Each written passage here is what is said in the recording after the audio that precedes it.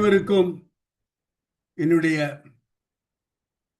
அன்பு, பணிவு, நன்றி கலந்த வணக்கம். சிங்கப்பூர் இந்து அறக்கட்டளை வாரிய நல்ல ஆதரவுடன் நடைபெற்று வரும் கம்பராமாயண தொடர் வகுப்புகளில் இன்றைய வகுப்பு எண் 289. இன்னும் 11 வகுப்பு போனால் we will hit 300. 300 is almost 6 years. இப்போ 5.25 வருஷம் அந்த மாதிரி இருக்கும்னு நினைக்கிறேன். இன்றைய நாள் ஆண்டு 2025, மாதம் ஜனவரி, தேதி 22, வியாழக்கிழமை. நான் இப்பொழுது இருக்கும் சிங்கப்பூரில் நேரம் சரியாக மாலை 7:30 மணி. இந்தியாவில் நேரம் மாலை 5 மணி. என்னையும் ஒரு பொருட்டாக மதித்து இந்த வகுப்பில் கலந்து கொள்ள ஆர்வத்துடன் வந்திருக்கும் உங்கள் அனைவருக்கும் என்னுடைய நன்றி நன்றி, கோடான கோடி நன்றி. இன்றைய வகுப்பில் நுழைவதற்கு முன்னால் ஒரு சிறிய டைவர்ஷன், சற்றே பாதை விலகி செல்கிறேன். நேற்று நம்முடைய வகுப்பில் கலந்து கொள்ளும் பார்த்தசாரதி அவர்கள் தினம்தோறும் கம்பராமாயண வகுப்பு நடத்துகிறார். நேற்று அவர் நடத்திய வகுப்பு 2002வது வகுப்பு. நம்ம வகுப்பு 289, அவருடைய வகுப்பு 2000. அன்றாடம் இரவு இந்திய நேரம் 9 மணிக்கு கம்பராமாயண பாடல்களை அவர் சொல்லித் தருகிறார் என்று நம்புகிறேன். அந்த வகுப்பில் ஒரு தடவை கூட நான் போறதுக்கு வாய்ப்பில்லை. ஏன்னா அவருடைய 9 மணி என்பது சிங்கப்பூர்ல ராத்திரி கிட்டத்தட்ட நள்ளிரவு 11:30 மணி. அந்த 2002வது வகுப்பு நேற்றுடன் ஆரண்யகாண்டம் முடித்தார் என்று நினைக்கிறேன். ஒரு வகுப்புக்கு எத்தனை பாடல் என்று சரியாக தெரியவில்லை. ஆரண்யகாண்டம் முடிஞ்சா கிட்டத்தட்ட ஒரு 5000 பாடல், இல்லைன்னா 4000 பாடல் எடுத்திருப்பாரு. 2000 வகுப்புன்னா தெரியல, 5 பாட்டு 4 பாட்டு அந்த மாதிரி ஒரு வகுப்புக்கு, இல்லைன்னா 3 பாட்டு அந்த மாதிரி போகிறது என்று நினைக்கிறேன். அவருக்கு நம்முடைய வாழ்த்துக்கள், பாராட்டுக்கள். நான் பாலகாண்டம் முடிப்பதற்கு முன்னாலேயே அவர் யுத்தகாண்டம் வரைக்கும் சென்று முடித்து விடுவார் என்று நம்புகிறேன். ஏனென்றால் நாள்தோறும் வகுப்பு எடுக்கிறார். எனக்கும் அவருக்கும் ரேஷியோ 1:7. நான் வாரத்துக்கு ஒரு முறை, அவர் அன்றாடம் வகுப்பு எடுக்கிறார். அது ஒரு செய்தி. அவர் தன்னுடைய வகுப்பு குறித்து ஏதேனும் ஒரு வாழ்த்துரை மாதிரி சொல்ல வேண்டும் என்று கேட்டிருந்தார். அதற்காக 2 வெண்பாக்கள் அவருக்கு எழுதி அனுப்பினேன். ஏராளமான கவிஞர்கள் இருக்கக்கூடிய சபை, அதுவும் ஆடிக்கு ஒரு தூரம் அமாவாசைக்கு ஒரு தூரம் வருபவர் கவிஞர் சுரேஜ் மேவரன் இன்னைக்கு வந்திருக்காரு, ஸ்பெஷல் இன்வைட்டிங். அதனால அந்த 2 வெண்பாக்களையும் உங்களுக்கு படித்து காண்பித்து விட்டு இன்றைய வகுப்பிற்குள் செல்லலாம் என்று எண்ணுகிறேன். முதல் வெண்பா, 2மே கம்பனை பற்றியது. கற்கண்டே ஈதென்று கற்றறிந்தார் போற்றுகிற, கற்கண்டே ஈதென்று கற்றறிந்தார் போற்றுகிற, சொற்கொண்டே பாப்பலவும் சொன்னவனாம். கற்கண்டே ஈதென்று கற்றறிந்தார் போற்றுகிற, சொற்கொண்டே பாப்பலவும் சொன்னவனாம். நற்கவியாம் கம்பர் அளித்தார்கான் காசினி வாழ்வார்க்கு உம்பர் அடையும் உவப்பு என்பது ஒரு வெண்பா. அடுத்தது, இப்புவியில் வாழ்கின்ற எல்லோரும் அன்றாடம் செப்புகிறார் கம்பனின் சீரெல்லாம். இப்புவியில் வாழ்கின்ற எல்லோரும் அன்றாடம் செப்புகிறார் கம்பனின் சீரெல்லாம். ஒப்பில்லா காகுத்தன் காதையினை காகுத்தன் காதையினை கண்ணல் சொரிகின்ற பாகுத்தேன் என்றிந்த பண்பு என்று இரண்டு வெண்பாக்கள் அவருடைய வகுப்பை வாழ்த்தி அவருக்கு சொல்லியிருந்தேன். நான் எழுதியதாக இருந்தாலும் வெண்பாக்கள் சிறப்பாக இருந்ததால் அதை உங்களுடன் பகிர்ந்து கொள்ளும் வாய்ப்பை பயன்படுத்தி கொண்டு இன்றைய வகுப்பிற்குள் நுழைகிறேன். பாலகாண்டம் பார்த்து கொண்டிருக்கிறோம். பாலகாண்டத்தில் 2 படலங்கள் முடித்திருக்கிறோம். ஒன்று ஆற்றுப்படலம், மற்றொன்று நாட்டுப்படலம். ஆற்றுப்படலம் நாட்டுப்படலம் முடிந்து படலத்தில் இருக்கிறோம். நகரம் என்பது அயோத்தியை குறிக்கிறது. அயோத்தியின் சிறப்புகளை எல்லாம் ஒவ்வொன்றாக வகைப்படுத்தி கம்பன் சொல்லிக் கொண்டே வருகிறான். நான் சென்ற வகுப்பில் சொன்னது போல கதாபாத்திரங்கள் யாரும் இதுவரை காப்பியத்தில் நுழையவில்லை. பாலகாண்டத்தில் ஆற்றுப்படலத்தில் இல்லை, நாட்டுப்படலத்தில் இல்லை, நகரப்படலத்திலும் இல்லை. ராமன் பிறப்பதற்கே இன்னும் ஒரு 5-6 வகுப்புகள் போக வேண்டும். ஆக எல்லாமே வர்ணனை வர்ணனை வர்ணனை, அது மட்டும்தான். நிகழ்வு என்பது ஏதுமில்லை. கதை என்பது இம்மி அளவு கூட நகராது. ஆனால் இந்த வர்ணனைகளில் எவ்வளவு சிறப்பு கம்பன் தர முடியுமோ அவ்வளவு சிறப்பாக இந்த வர்ணனைகளை சொல்லி அவன் கவி சக்கரவர்த்தி தான் என்று நிலைநாட்டுகிறான். அதை மட்டும்தான் இப்பொழுது பார்த்து கொண்டிருக்கிறோம். அந்த வகையில் இன்றைய வகுப்பின் முதல் பாடலை போடுவதற்கு முன்னால் கீர்த்திவாசன் நாங்க சொன்ன அப்புறம் போட்டா போறோம். பாடல் தற்குறிப்பு ஏற்றம் என்ற அந்த ஒரு அணியில் அமைந்துள்ளது. இதை அடிக்கடி பார்க்கலாம். இலக்கியங்களில் பரிச்சயம் உடையவர்களுக்கு உடனடியாக தெரிந்திருக்கும். சாதாரணமாக நிகழும் ஒரு நிகழ்வு. அன்றாடம் சூரியன் உதிக்கிறது, அன்றாடம் சூரியன் மறைகிறது, அன்றாடம் சந்திரன் வருகிறான், அன்றாடம் சந்திரன் மறைகிறான், அன்றாடம் மழை பெய்கிறது அல்லது சேவல் கூவுகிறது. இதையெல்லாம் தினப்படி கம்பன் என்ன நினைத்தாலும் கவிஞன் என்ன நினைத்தாலும் இவை நிகழ்ந்து கொண்டே இருக்கும்.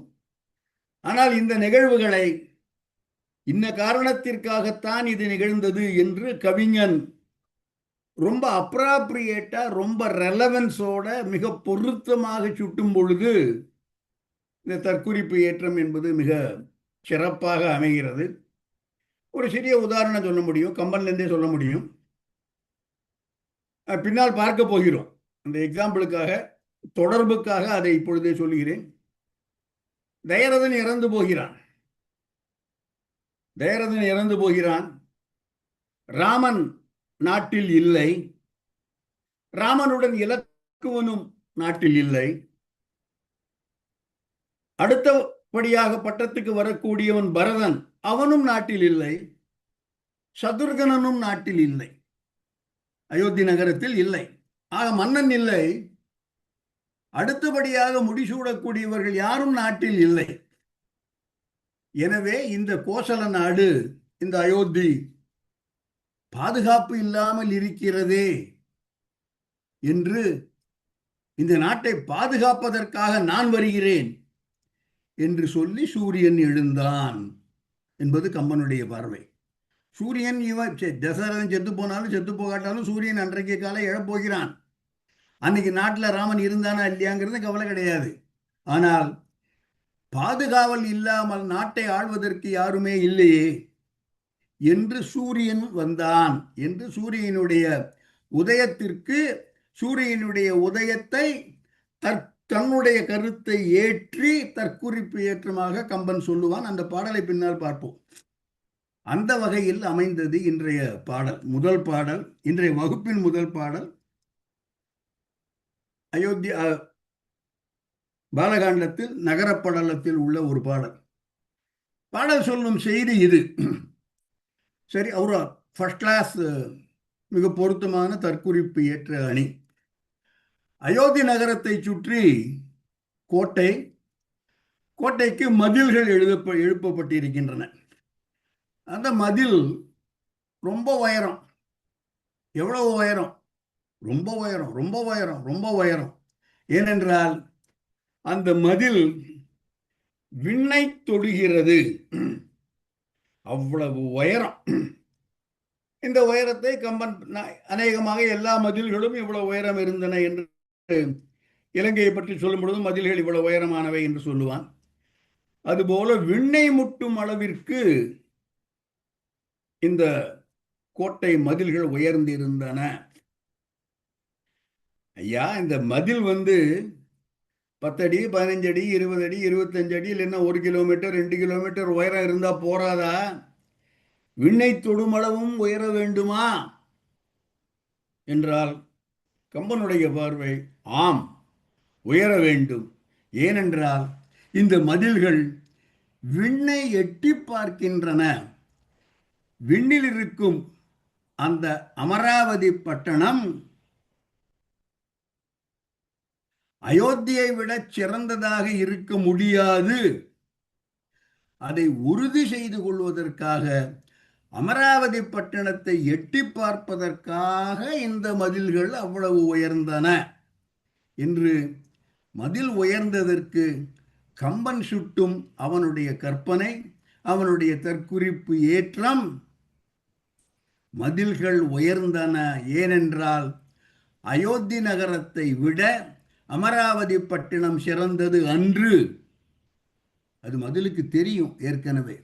அதை மறு உறுதிப்படுத்திக் கொள்வதற்காக ஒரு ரீகன்ஃபர்மேஷன், ரீஅஷ்யூரன்ஸ், மறு உறுதிப்படுத்திக் கொள்வதற்காக இந்த மதில் விண்ணளவு முட்டி விண்ணை தொடுமளவு உயர்ந்து இருக்கின்றன என்பது கம்பனுடைய கற்பனை.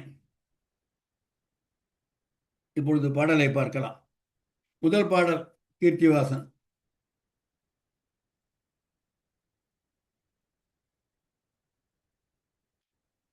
பஞ்சிவான் மதியை ஊட்டியது அணைய, பஞ்சிவான் மதியை ஊட்டியது அணைய, படர் உகிர் பங்கையச் செங்கால், வஞ்சி போல் மருங்குல், குறும்பை போல் கொங்கை, வாங்கு வேய் வைத்த மென் பனைத்தோள், அஞ்சொலார் பயிலும் அயோத்திமா நகரின் அழகு உடைத்து அன்று என அறிவான்.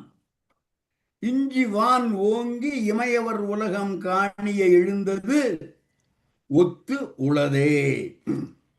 இது பாட்டு.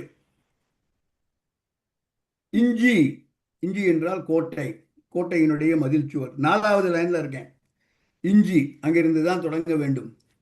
இஞ்சி வான் ஓங்கி, வானளவு உயர்ந்து, இஞ்சி என்பது மதில், அந்த மதிலுடைய சுவர், கோட்டையினுடைய சுவர். அந்த சுவர் வான் ஓங்கி வளர்ந்தது. எதற்காக? இமையவர் உலகம் காணிய எழுந்தது ஒத்து உளதே. வான் ஓங்கி இமையவர் உலகம் காணிய எழுந்ததை ஒத்து இஞ்சி உயர்ந்திருக்கிறது. இஞ்சி என்பது கோட்டை. வான் ஓங்கி இமையவர் உலகம் காணிய, காண்பதற்காக, அந்த உலகத்தை எட்டி பார்ப்பதற்காக எழுந்ததை ஒத்து உளது. எது? இந்த மதில் இவ்வளவு உயரம் வானளாவ எழுந்து நிற்பதற்கு காரணம் வான் ஓங்கி இமையவர் உலகம் காணிய எழுந்தது ஒத்து உளதே. அந்த காண்பதற்காக இந்த மயில் எழுந்தது, இந்த மதில் எழுந்தது போல எழுந்து நிற்கிறது. அந்த காரணம் இது. வான் ஓங்கி இமையவர் உலகம் காண. அந்த வான் ஓங்கி இமையவர் உலகம் காணுவதற்கு என்ன காரணம்? அந்த இமையவர் உலகம் என்பது, இமையவர் உலகம் அஞ்சொலார் பயிலும் அயோத்திமா நகரின் அழகு உடைத்து அன்று. 3வது வரி. இமையவர் உலகம் அமராவதி பட்டணம் அல்லது தேவலோகம். அஞ்சொலார் பயிலும், அழகிய சொற்களை சொல்லக்கூடிய அயோத்திமா நகரத்து பெண்கள். அஞ்சொலார் பயிலும் அயோத்திமா நகரின், அயோத்திமா நகரை விட நகரின், அயோத்தியில் இருக்கக்கூடிய பெண்கள் அழகிய மொழிகளை பேசுவார்கள், இனிய சொற்களை சொல்வார்கள். அவர்கள் உரையக்கூடிய அயோத்தி மாநகரை விழ அழகு உடைத்தது அன்று. அது ஏற்கனவே தீர்மானித்தது.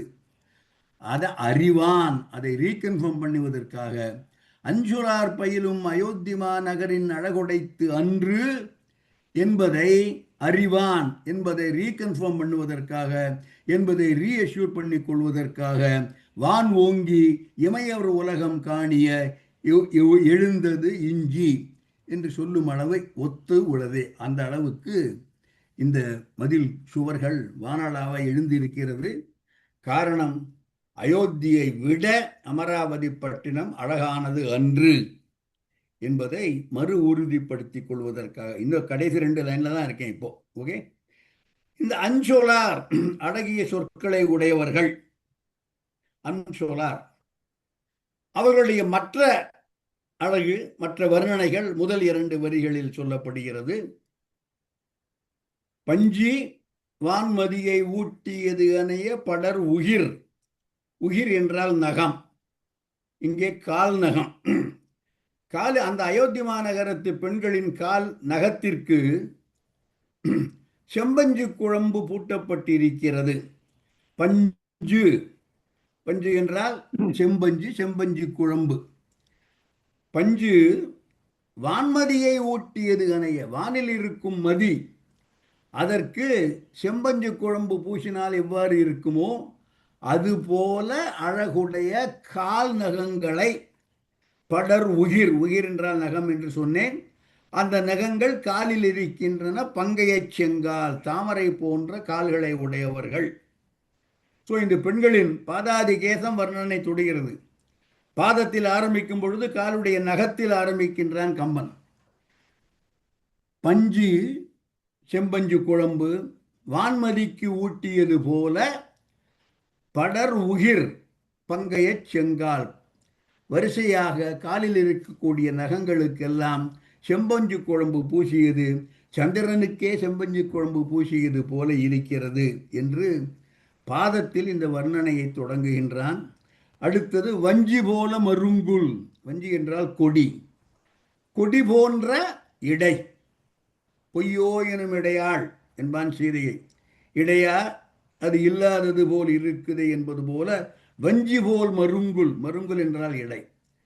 குறும்பை போல் கொங்கை, சிறிய தேங்காய் போன்ற மார்பகங்கள். வாங்கு வேய் வைத்த மென் பனை தோல். வேய் என்றால் மூங்கில், தோல் என்பது தோல். மூங்கில் போன்ற அழகிய, வாங்குவேய் வளைந்த மூங்கில் போன்ற அழகான தோல். வேய், தோல், இது அடிக்கடி பல இடங்களில் பார்க்கலாம். உடனடியாக ஞாபகத்துக்கு வருவது வேயுரு தோழி பங்கன். வேய் உரு தோழி, அவள் உமையம்மை. வேய் உரு தோழி உமையம்மை, வேயுரு தோழி பங்கன், அவன் சிவபெருமான். ஸோ வஞ்சி போல் வான்மதியை வஞ்சி வான்மதியை ஊட்டியது அணைய படர் உகிர் பங்கைய செங்கால். வஞ்சி போல் மருங்குல், குறும்பை போல் கொங்கை, வாங்கு வேய் வைத்த மென்பனைத்தோள். இவையெல்லாம் உடல் வர்ணனை. அவர்களுடைய சொல் சொல், அழகிய சொல். பயிலும் அப்பேற்பட்ட பெண்கள் எல்லாம் இருக்கக்கூடிய அயோத்தி மாநகரின் அழகு படைத்தது அன்று இமையவர் உலகம் என அறிவான் என்பதை அறிந்து கொள்ளும் பொருட்டு இஞ்சி வானவர் உலகம் காணிய எழுந்தது ஒத்து உளதே. இந்த காரணத்திற்காக இந்த மதில் இவ்வளவு உயரம் எழுந்து நிற்கிறது என்பது கம்பன். அயோத்தி நகரத்தின் அழகை பற்றி சொல்ல வந்தவன் மதிலை பற்றி நிறைய பாடல்கள் இருக்கு. மதிலை பற்றி, அப்புறம் அகழியை பற்றி, அப்புறம் அகழியில் இருக்கிற முதலையை பற்றி, அகழியை சுற்றி இருக்கக்கூடிய பூங்காக்கள் பற்றி என்று ஒவ்வொன்றாக வர்ணனை சொல்லிக் கொண்டே போகிறான். இது நகரத்தினுடைய கோட்டை மதில்களை பற்றிய அறிமுக பாடல். பஞ்சிவான் மதியை ஊட்டியது கனைய படர் உகிர் பங்கைய செங்கால். வஞ்சி போல் மருங்குல், குறும்பை போல் கொங்கை, வாங்கு வேய் வைத்த மென்பனைத்தோள். மென்மையான ஆனால் பருமனான மென்பனை. பனைத்தோள் என்பது வலிமையான தோல்.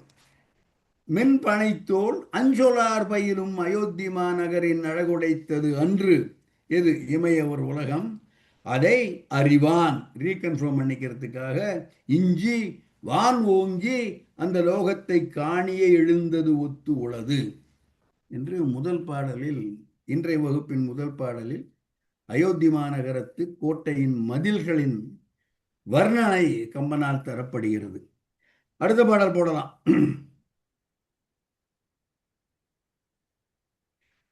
இதுவும் மதிலை பற்றிய பாடல். கோலிடை உலகம் அளத்தலின் பகைஞர் முடித்தலை கோடலின் மனுவின் நூல் நெறி கடக்கும் செவ்வையின் யார்க்கும் நோக்கரும் காவலின் வலியின் வேலொடு வாழ்வில் பயிற்றலின் வெய்ய சூழ்ச்சியின் வெலற்கு வலத்தின் சால்படை உயர்வில் சக்கரம் நடத்தும் தன்மையில் தலைவர் ஒத்து உளதே என்று இந்த கோட்டைக்கு ஏராளமான தன்மைகள், அந்த கோட்டையினுடைய பண்பு, அந்த கோட்டையினுடைய பரிசு, கோட்டையினுடைய செவ்வி, அந்த கோட்டையினுடைய மதில்களுடைய தன்மை சொல்லி இவற்றையெல்லாம் பார்க்கும் பொழுது தலைவர் ஒத்து உளதே. அந்த தலைவர் யார் என்று சொல்லவில்லை. கம்பன் முதல் பாட்டிலேயே சொல்லிவிட்டான், அன்னவர்க்கே சரண் அவர் தலைவர் யாங்களே. அந்த தலைவருக்கு திருமாலா சிவனா மும்மூர்த்தியா பேர் கிடையாது, அவர் தலைவர். அதுபோல தன்மையின் தலைவர் ஒத்து உளதே. இந்த தலைவருக்கு என்ன வியாக்கியானம் என்பதை அப்பின்னால் பார்க்கலாம். இந்த கோட்டைக்கு உண்டான தன்மைகள் ஒவ்வொன்றாக சொல்லப்படுகிறது. தலைவர் ஒத்து உளதே. இந்த தலைவர் இவன் சூரிய குலத்தின் தலைவன். தற்சமயம் இதை தயரதன் என்று கொள்ளலாம். சூரிய குலத்தார் இஷ்வாகு குலம், சூரிய குலம், அவர்கள் அயோத்தியை ஆளுகின்றார்கள். அந்த தலைவர் என்று தசரதனை சுட்டுவதாக கொள்ளுவதற்கு இடம் இருக்கிறது. தலைவர் ஒத்து உளதே. அந்த தலைவனுடைய தன்மைகள் என்னவென்றால், கோலிடை உலகம் அளத்தலின், கோல் என்பது இங்கே செங்கோல், செங்கோல் ஓச்சி இந்த உலகத்தை அளத்தல் என்பது காப்பாற்றுவது, படி அளத்தல் என்று சொல்கிறோமே, அதுபோல கோலிடை உலகம் அளத்தலின் இது ஒரு காரணம். நிறைய காரணங்கள் சொல்கிறான். பகைஞர் முடித்தலை கோடலின், கோடலின் கொள்ளுதல், பகைவர்களுடைய தலையெல்லாம் அறிந்து அவர்களை நமக்கு அடிபணிய வைப்பது, போரில் அவர்களை வெல்லுவது.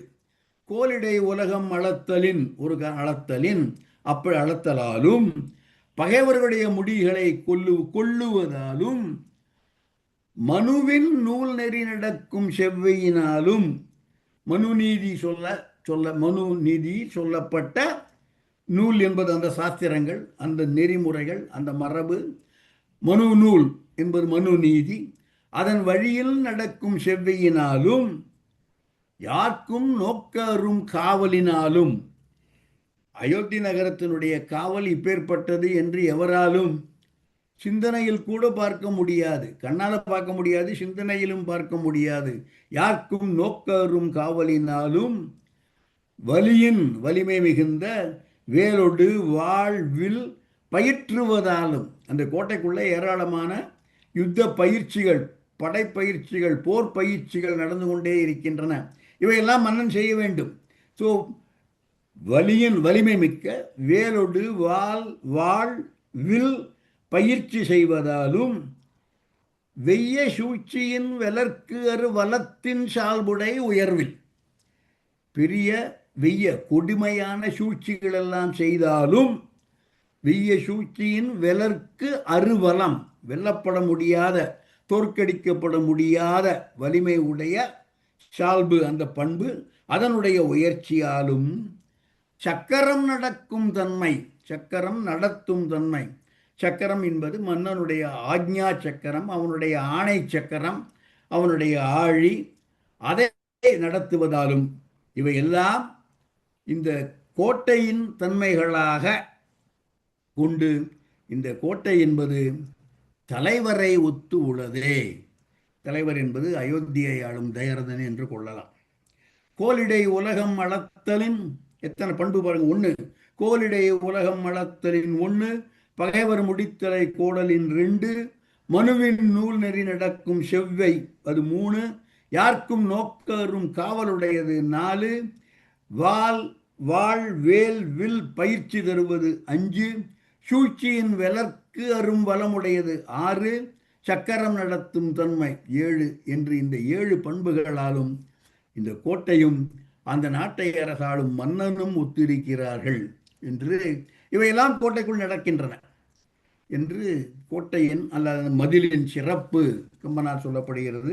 அடுத்த பாடல்.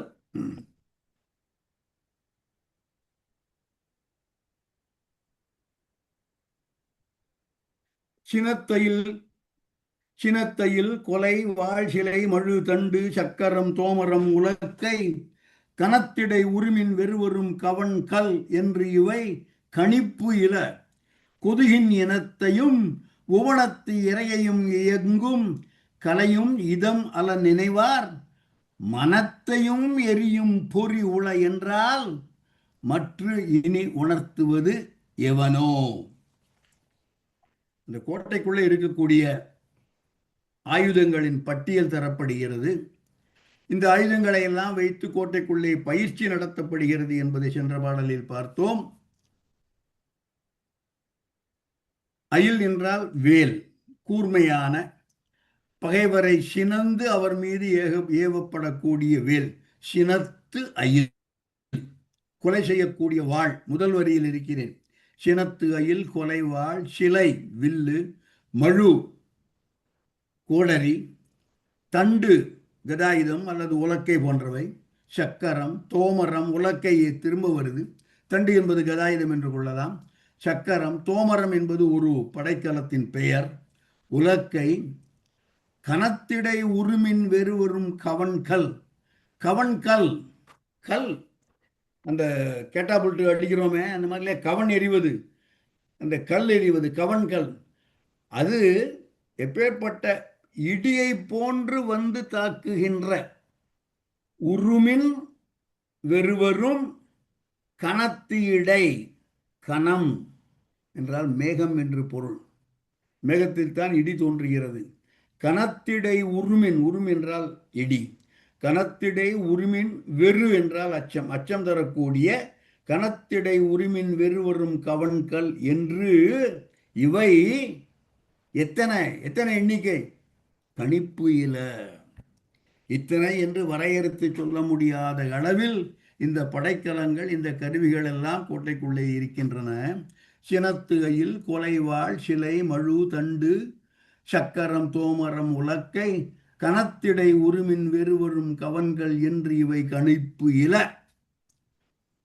இவற்றை கொண்டு யாரை வேண்டுமானாலும் வீழ்த்திவிட முடியும். அது ஒரு சின்னஞ்சிறிய கொசுவாக இருந்தாலும் சரி.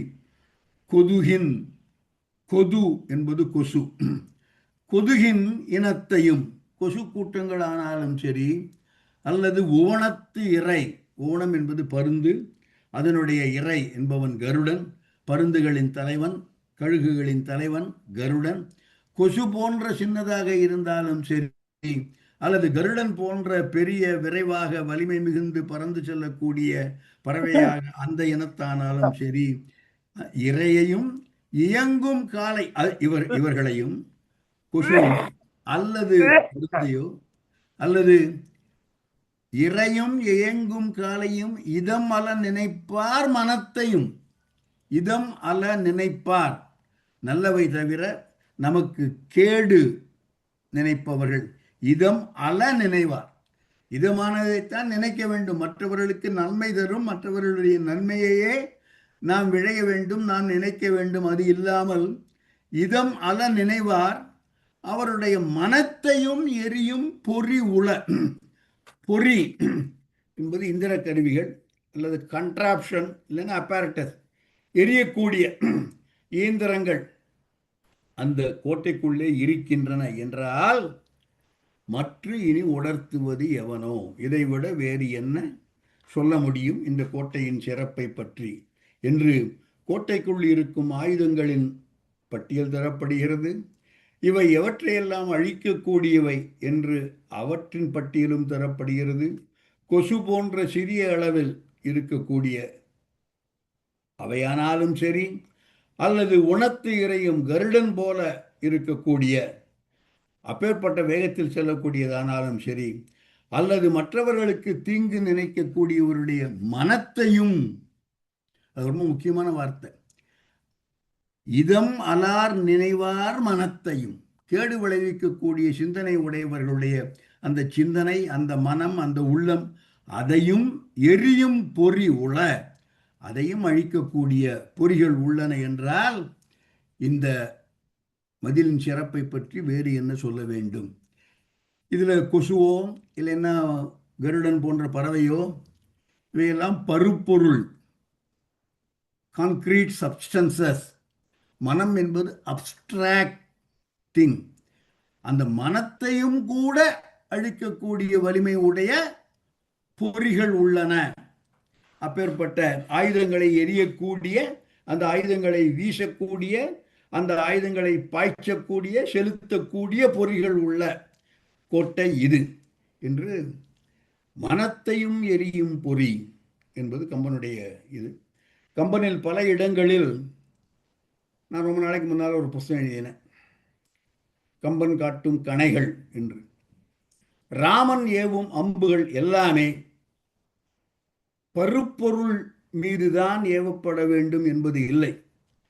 பருப்பொருள் என்பன 7 மராமரங்கள். உதாரணத்திற்கு தாடகையின் மார்பு பருப்பொருள், வாலியின் மார்பு பருப்பொருள், வாரணம் பொருத மார்பு ராவணனுடைய மார்பு பருப்பொருள் என்று பருப்பொருள்களின் மட்டும் மீதும், கான்கிரீட் சப்ஸ்டன்சஸ், அவற்றின் மட்டும்தான் அம்புகள் ஏவப்படுவது இல்லை.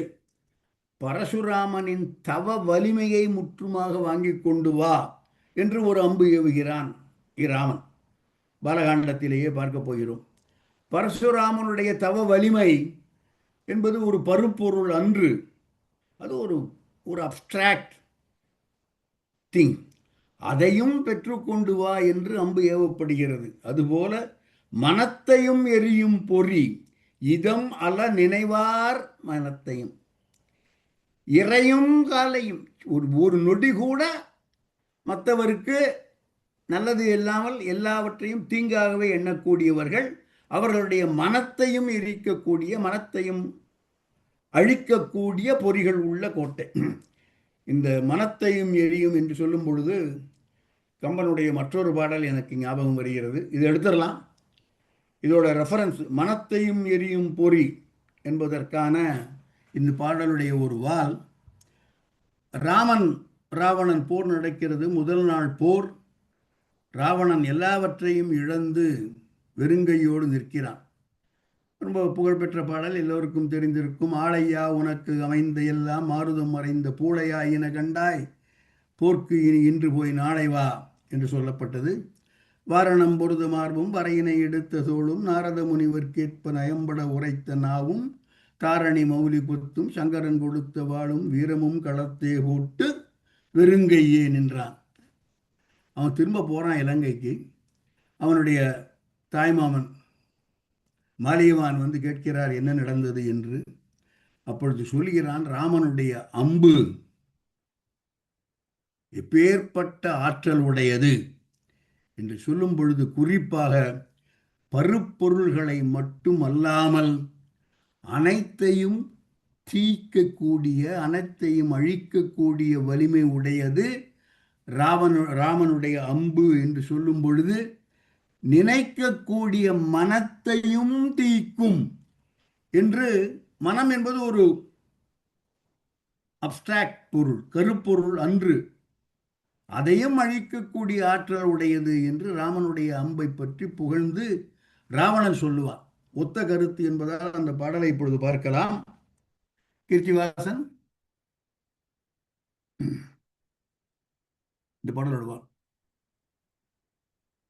ராவணன் சொல்கிறான் ராமனுடைய அம்பு பற்றி, போய பின் அவன் கை வாழி உலகெல்லாம் புகுவது அல்லால் ஓயும் என்று உரைக்கலாமோ ஊழி சென்றாலும். ஊழி தீயையும் தீக்கும், செல்லும் திசையையும் தீக்கும், சொல்லும் வாயையும் தீக்கும், முன்னின் மனத்தையும் தீக்கும் மன்னோ. முன்னுதல் என்றால் கருதுதல். அந்த ராமனுடைய அம்பு என்பதை பற்றி நினைக்கக்கூடிய பகைவர்களுடைய மனத்தையும் தீக்கும் என்று ராமனுடைய அம்பின் பெருமை ராவணனால் சொல்லப்படுகிறது. அது ரொம்ப முக்கியம். என்று ஒப்பு நோக்கிற்காக அந்த பாடலை பார்த்தோம். அடுத்த பாடல் இன்றைய வகுப்பின் பாடல்.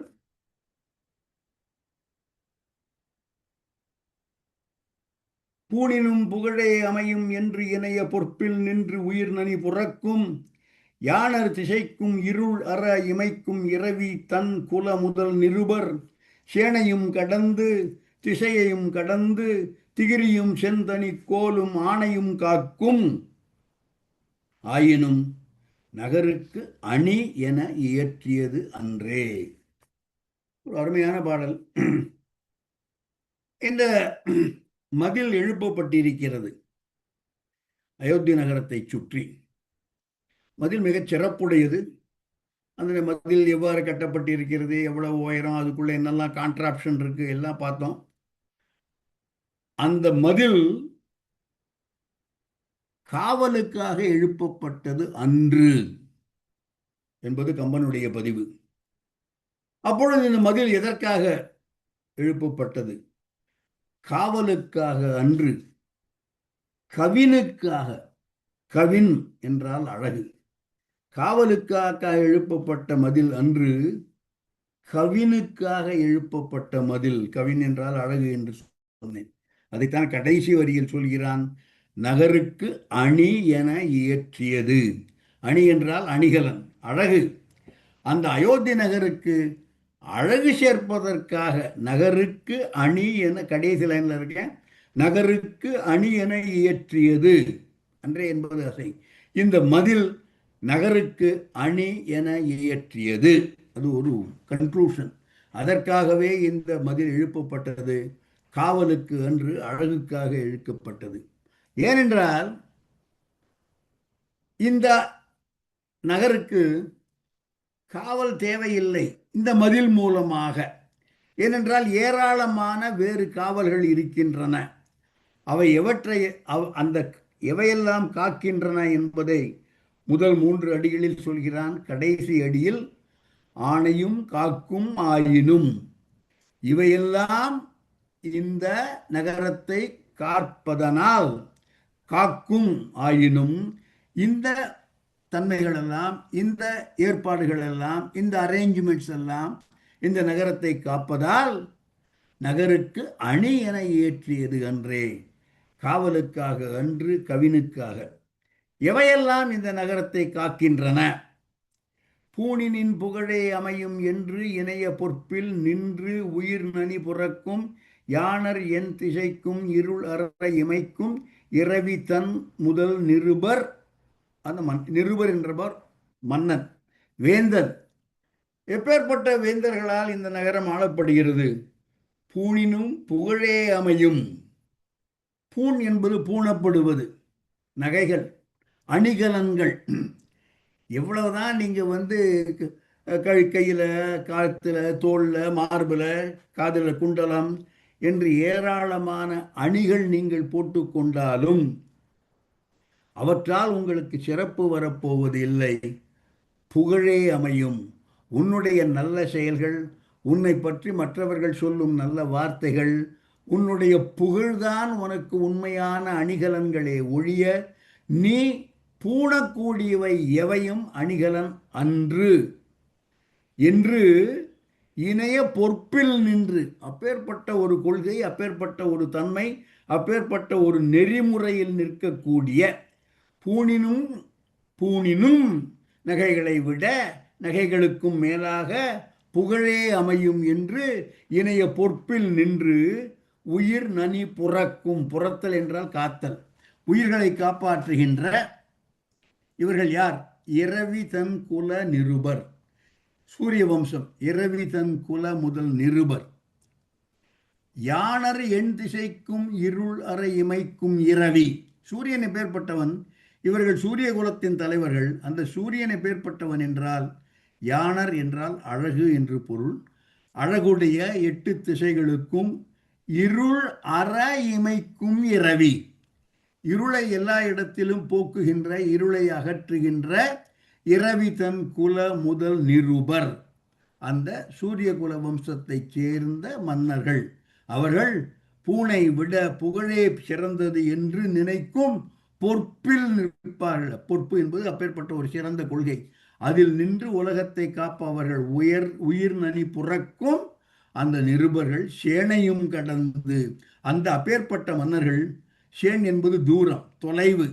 இந்த இடத்தில் சேன் என்பது தொலைவு என்றால் வானையும் கடந்து, திசைகளையும் கடந்து, 8 திசைகளையும் கடந்து அவர்களுடைய திகிரி ஆணை சக்கரம், செந்தனிக்கோல் அவருடைய செங்கோல், அவருடைய ஆணை, ஆணை என்பது அவருடைய கமாண்ட், அவருடைய இன்ஸ்ட்ரக்ஷன், அவர்கள் வகுத்த சட்டம், நீதி, நெறிமுறை இவைகள் காக்கும். இவை எல்லாமே அயோத்தியை காக்கும். எவை காக்கும்? திகிரி, செந்தனிக்கோல், ஆணை. இந்த மூன்றும். திகிரி சக்கரம், ஆணை சக்கரம், ஆக்ஞா சக்கரம் என்று கொள்ளலாம். தனிக்கோல் செங்கோல், ஆணை அவர்களுடைய ஆணை, அவருடைய கமாண்ட், அவருடைய நெறிமுறைகள், சட்டம், நீதி என்பவை இவை காக்கும். எனவே நகருக்கு அணி என இயற்றியது. இந்த திகிரி, செந்தனிக்கோல், ஆணை யாருடையது என்றால் இரவி தன் குல முதல் நிருபர், சூரிய குல வம்சத்தைச் சேர்ந்த மன்னர்கள். எப்பேற்பட்ட சூரியன்? என் திசைக்கும் இருள் அற இமைக்கும் சூரியன். இவர்கள் எப்படிப்பட்டவர்கள்? பூணினும் புகழே அமையும் என்னும் பொற்பில் நிற்பவர்கள், உயிர் நனி புறக்கின்றவர்கள் என்று இப்பேற்பட்ட சிறப்புடைய சூரியகுல வம்சத்து மன்னர்களுடைய திகிரி, செந்தனிக்கோல், ஆணை இவையே போதும் இந்த நகரத்தை காப்பதற்கு. கோட்டை என எதுவும் தேவையில்லை. இருந்தாலும் கோட்டை எழுப்பப்பட்டது. ஏனென்றால் காவலுக்கு என்று, அழகுக்காக என்று நகருக்கு அணி என இயற்றியது அன்றே என்று கம்பன் முடிக்கிறான். இந்த கோட்டைகள் ஏன் எழுப்பப்பட்டன என்பதை பற்றி. அடுத்த பாடல்.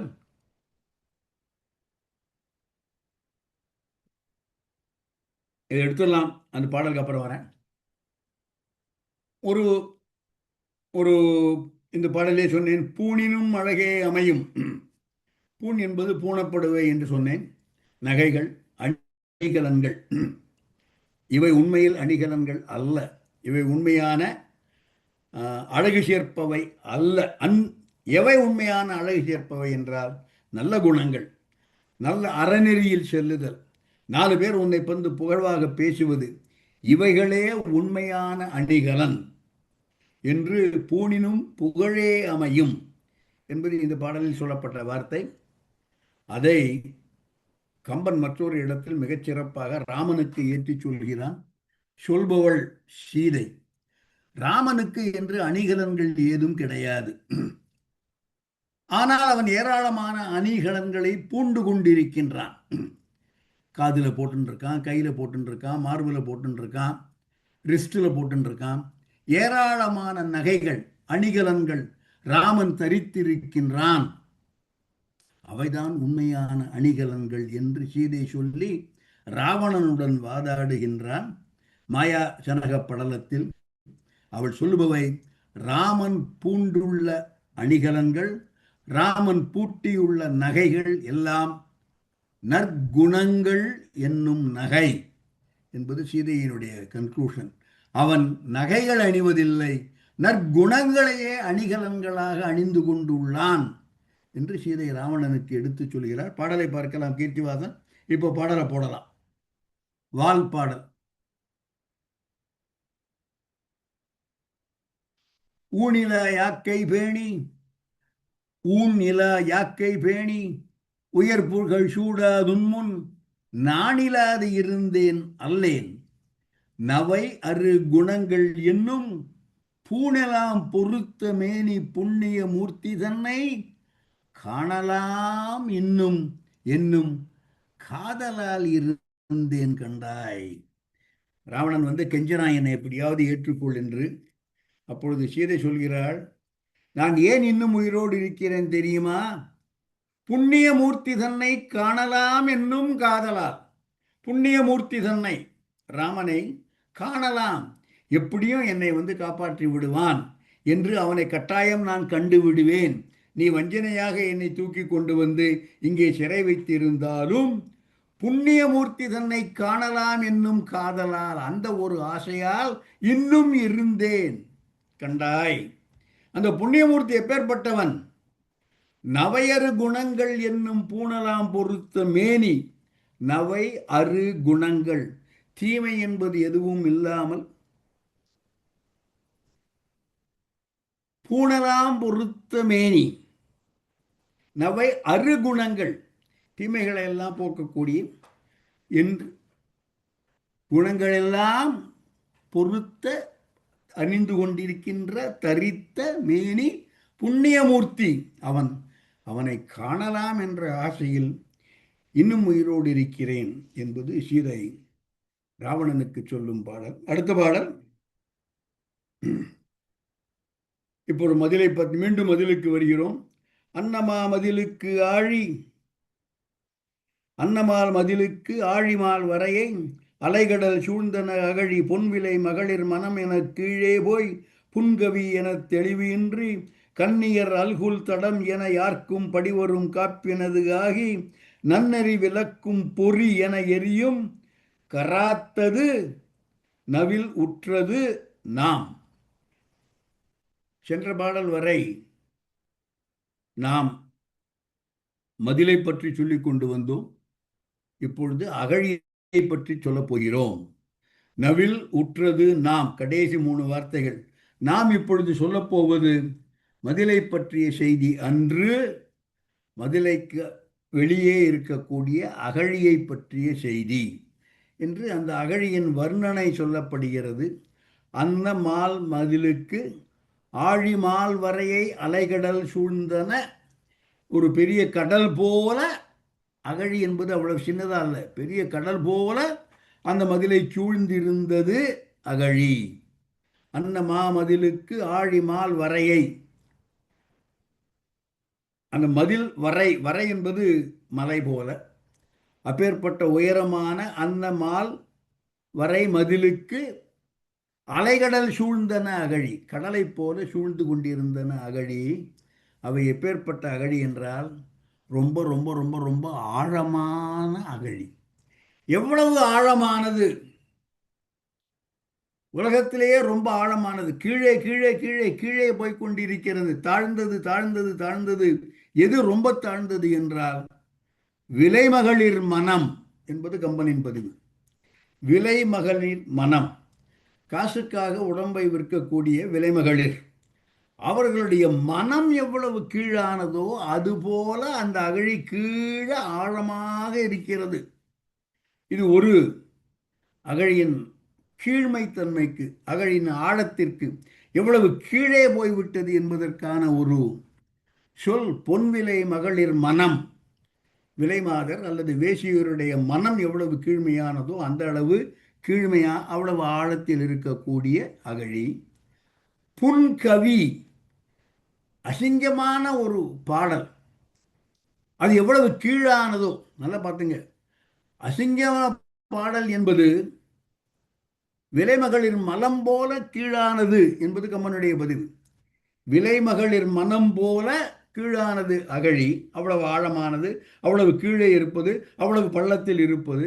அதே போல அளவு பள்ளத்தில் இருப்பது புன்கவி, அசிங்கமான பொருளில்லாத சொத்தையான கவி பாடல்கள். அது இந்த பாடல்கள் தெளிவின்றி இருக்கும். புன்கவி என தெளிவின்றி, கன்னியருடைய இடுப்பு பகுதி போன்ற தடம் என்பது பெரியது, பெரியதாக யாருக்கும் படிவரும் காப்பினது ஆகி, யாராலும் கீழ்ப்படுத்த முடியாத காப்பை உடையது ஆக இருந்தது அந்த அகழி. அந்த பாதுகாவல் எங்கிருந்து வருகிறது என்றால் அந்த அகழியில் இருக்கக்கூடிய முதலைகளால். கரா, கரா என்பது முதலி. 4வது வரியின் கடைசி வார்த்தைக்கு பக்கத்தில் கராத்தது, முதலைகளை உடையது. கரா என்றால் முதலி, முதலை. நன்னெறி விளக்கும் பொறி என எரியும் கரா, நன்னெறிகளை விளக்கக்கூடிய. நாம் எல்லோருக்கும் ஆசை, நாம் நல்லவர்களாக இருக்க வேண்டும், நன்மையே செய்ய வேண்டும், நல்ல சிந்தனைகள் கொள்ள வேண்டும், நம்முடைய உள்ளம் மனத்துக்கண் மாசிலன் ஆதல் என்பது நம்முடைய விருப்பம். ஆனால் நம்மை அவ்வாறு அந்த நிலைக்கு செல்ல விடாமல் தடுப்பன நம்முடைய ஐம்பொறிகள். நன்னெறி விளக்கும் பொறி. இந்த நன்னெறியை இந்த பொறிகள் எவ்வாறு விளக்குகின்றனவோ அதுபோல பகைவர்களை விளக்கக்கூடியது இந்த முதலை. நன்னறி விளக்கும் பொறி என எரியும் கரா. நம்முடைய 5 புலன்களும் நம்மை நன்னெறி எய்த விடாமல் தடுப்பது போல இந்த கோட்டையை கைப்பற்ற வருவர்களை தடுத்து நிறுத்துவது இந்த முதலை. அப்பேற்பட்ட முதலைகளை உடையது அந்த அகழி. அதை பற்றி நாம் நவில்வது உற்றோம், அதை பற்றி சொல்வதற்கு வந்திருக்கிறோம் என்று கம்பன் பாடலை முடிக்கிறான். இந்த பாடலை பார்த்த உடனே எனக்கு ஒரு வார்த்தை சோதித்து, புன்கவி. புன்கவி என்பது புன்மையான கீழான கவி. எவ்வளவு கீழானது என்றால் விலைமாதரின் மனதைப் போல கீழான கவி புன்கவி. தெளிவில்லாதது. 2 வார்த்தை சொல்லியிருக்கான் கவிக்கு. கீழான கவி, தெளிவில்லாதது கவி. அப்போ நல்ல கவிங்கிறது எப்படிப்பா இருக்கும்? கம்பனே சொல்கிறான், 3 பாடல்களில் சொல்கிறான் நல்ல கவி எவ்வாறு இருக்கும் என்று. அந்த 3 பாடல்களையும் புன்கவி என்று சொன்னவன் நன்கவி எவ்வாறு இருக்கும் என்பதை கம்பனை பதிவு செய்திருக்கிறான். அவற்றை ஒரு பார்வை பார்த்து விடலாம். ஒத்த கருத்து என்பதால் பாடலை போடலாம். கீர்த்திவாசன். முதல் பாடல் நல்ல கவி எப்படி இருக்கும்? நல்ல கவி எப்படி இருக்கும் தெரியுமா? புவியினுக்கு அணியாய் சார் புவியினுக்கு அணியாய் ஆன்ற பொருள் தந்து புலத்திற்கு ஆகி அவியகத் துறைகள் தாங்கி ஐந்திணை அளாவி சவி உறத் தெளிந்து தன்னென்று ஒழுக்கமும் தழுவி சான்றோர் கவி என கிடந்த கோதாவரியினை வீரர் கண்டார். கோதாவரி நதியை பற்றி, கோதாவரி நதியை ராமனும் சீதையும் இலக்குவனும் பார்க்கிறார்கள். ஆரண்ய காண்டத்து தொடக்கத்தில் உண்டான ஒரு பாடல்.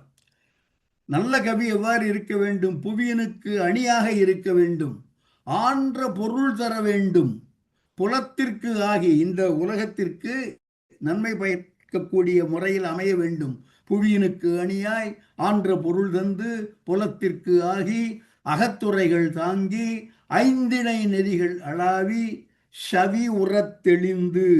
சவி என்றால் அழகு, ஒளி, ஒளி பொருந்தியதாக, அழகு மிக்கதாக சவி உறத் தெளிந்து தன்னென்று குளுமையை தரக்கூடியது, ஒழுக்கமும் தழுவி. ரொம்ப முக்கியமான ஒரு வார்த்தை, அது இல்லாததுதான் புன்கவி. ஒழுக்கத்தை போதிக்கக்கூடியவைதான் கவிஞர்கள். ஒழுக்கமும் தழுவி இருந்தால் அந்த கவி சான்றோர் கவி என்று சென்ற பாடலில் புன்கவி என்று சொன்னவன் நற்கவி, நன்கவி எவ்வாறு இருக்கும் என்பதற்கு அடையாளம் சொல்லி அப்பேற்பட்ட ஒரு கவியை போல கோதாவரி நதி ஓடிக்கொண்டிருந்ததை ராமன், இலக்குவன், சீதை மூவரும் பார்க்கிறார்கள். அடுத்த பாடல் இதே கவி, நல்ல கவி எவ்வாறு இருக்கும் என்பதற்கு. பல்லியல் உலகு உரு பாடை பாடு அமைந்து எல்லையில் நூற்கடல் ஏற நோக்கிய நல்லியல் நவை அரு கவிஞர் தம் நாவரும் சொல் என. இதுவரைக்கும் கவிஞர் பற்றி. தொலைவிலா தூணி தூக்கினான். ராமன் அம்பரா துணியை தன்னுடைய முதுகில் எடுத்து கட்டிக்கொள்கிறான். ராவணனுடன் முதலாக போர் செய்யும் பொழுது ராமன் தன்னுடைய அம்பரா துணியை கட்டிக்கொள்கிறான்.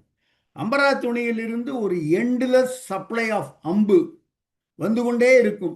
எடுக்க எடுக்க அம்புகள் வந்து கொண்டே இருக்கும். பிரம்மாஸ்திரம் வேணா வரும், வருணாஸ்திரம் வேணா வரும், வாயுவாஸ்திரம் வேணா வரும், அக்னியாஸ்திரம் வேணா வரும், சாதாரண அம்பு வேணா அதுவும் வரும். எல்லாமே சாதாரண அம்பு தான். அவற்றிற்குண்டான உச்சாடனம் செய்தால் அது பிரம்மாஸ்திரமாக, அக்னியாஸ்திரமாக, வாயுவாஸ்திரமாக ஆகும்.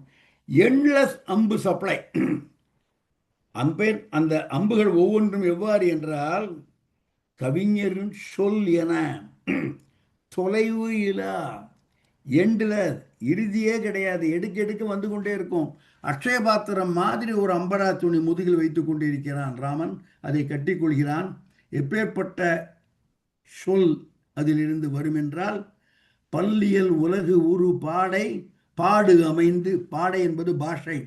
எல்லா மொழிகளிலும் உண்டான திறமையானவற்றை தேர்ந்தெடுத்து எல்லையில் நூற்கடல் ஏற நோக்கிய ஏராளமான புஸ்தகங்களை, சாஸ்திரங்களை, நீதி நெறிகளை, நூல்களை படித்த நல்ல இயல்புடைய நல்லியல் நவையறு குற்றமில்லாத கவிஞர் நாவிலிருந்து வரக்கூடிய கவிஞர். அதனாலதான் புன்கவி நன்கவி. நல்ல கவிஞருடைய நாவிலிருந்து வரும் சொற்கள் போல அன்லிமிட்டெட் சப்ளை அந்த அம்பரா துணி தரும் என்பது நல்ல கவிஞருக்குண்டான, நல்ல கவிக்குண்டான அடையாளம். பள்ளியல் உலகு உரு பாஷை எல்லா மொழிகளையும் கற்று எல்லையில் நூற்கடல் ஏற நோக்கிய நல்லியல்புடைய நவையறு கவிஞர் சொல்பவை நல்ல கவிஞர். இது ராமனுடைய அம்பரா துணி. அடுத்த பாடல், ராமனுடைய அம்பு எப்பேற்பட்டது என்பது ராவணன் மாலியவானுக்கு சொல்கிறான் என்பதை ஒரு பாடல் சொன்னேன் கொஞ்ச நாள், ஒரு 10 நிமிடங்களுக்கு முன்னால். அதனுடைய தொடர்ச்சியாக ராவணன் தன்னுடைய முதல் நாள் போர் முடிந்து எல்லாவற்றையும் இழந்து வந்து மாலியவானிடம் சொல்லும் பொழுது ராமனுடைய அம்புகள் எப்பேற்பட்டவையாக இருந்தன என்று சொல்லும் பொழுது ராமனுடைய அம்புகள் நல்ல ஒரு கவிஞனுடைய கவிதை போல இருந்தது என்று சொல்கிறான். எப்பேற்பட்ட கவியது! நல்லியர் கவிஞர் நாவில் பொருள் குறித்து அமர்ந்த நாம சொல்லியன செய்யுள் கொண்ட தொடையன தொடையை நீக்கி எல்லையில் சென்றும் தீரா இசையன பழுது இல்லாத பல்லலங்கார பண்பே காகுத்தன் பகழி. ராவனுடைய அம்பு நல்ல ஒரு கவிஞனுடைய பாடலை போல இருந்தது. நல்லியர் கவிஞர் நாவில் பொருள் குறித்து அமைந்த நாம சொல், அச்சந்தரக்கூடிய சொல் சொல் செய்யுள் கொண்ட தொடையன தொடையை நீக்கி என்றும் தீரா இசை, இசை என்பது புகழ் என்று பழுதிலா பல் அலங்கார பண்பு உடையது கவி என்று கவியை பற்றி இவ்வளவும் சொல்கிறான். இதை எடுத்துடலாம், அடுத்த பாடல் போட வேண்டாம். சென்ற பாடலில் ஒரு விஷயம் சொன்னேன், நன்னெறி விளக்கும் பொறி என்று. பொறி என்பது நம்முடைய ஐம்பொறிகள். இந்த ஐம்பொறிகளும் நாம் நல்லவை செய்ய நினைத்தாலும் அந்த நன்னெறியில் நம்மை செல்ல விடாமல் தடுக்கக்கூடியவை. அதுபோல பகைவர்கள் இந்த கோட்டையை எய்த முடியாமல் தடுப்பவை முதலைகள் என்று சொன்னேன். நன்னெறி விளக்கும் பொறி, ஐம்பொறிகளும் நமக்கு பகைவர்கள். இதை பலரும் பல பாடல்களில் சொல்லியிருக்கிறார். நான் எனக்கு பிடித்த ஒரு அப்பர் சுவாமிகளின் தேவாரத்திலிருந்து இதை சொல்கிறேன். பாடலை போடலாம். வால் கீர்த்திவாசன்.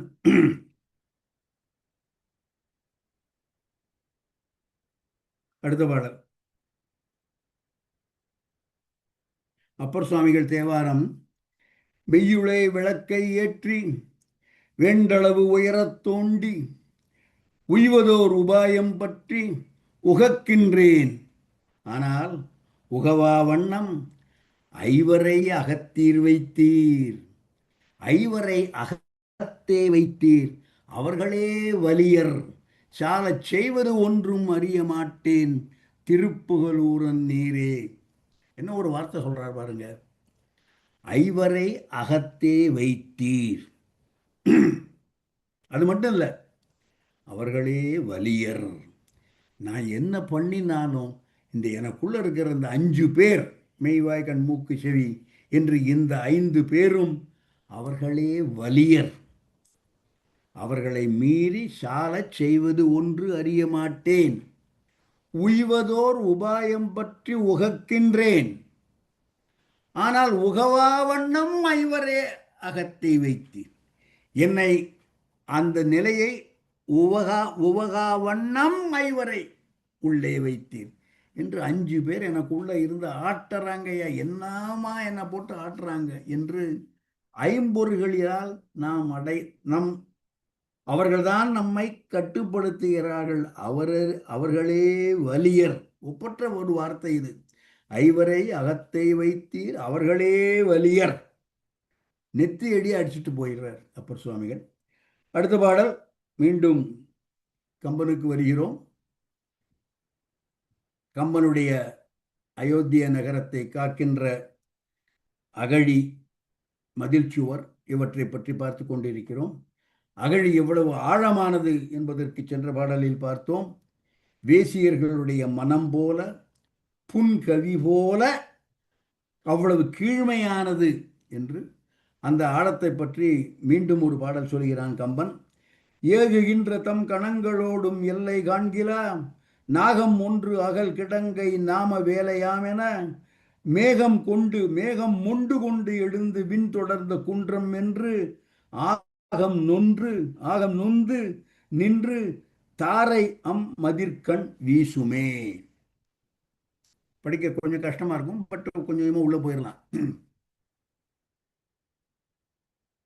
தாரை மதிர்கண் வீசுமே. கம்பனின் பாடலை புரிந்து கொள்ள வேண்டும் என்றால் என்னுடைய மெத்தட் என்ன சொல்லப்படுகிறது? மதிர்கண் தாரை வீசுமே. தாரை என்பது மழைத்தாரை, மழைத்துளிகள். சோன்னு மழை பெய்கிறது. எதில் மீது பெய்கிறது? அந்த மதிர்கண் பெய்கிறது.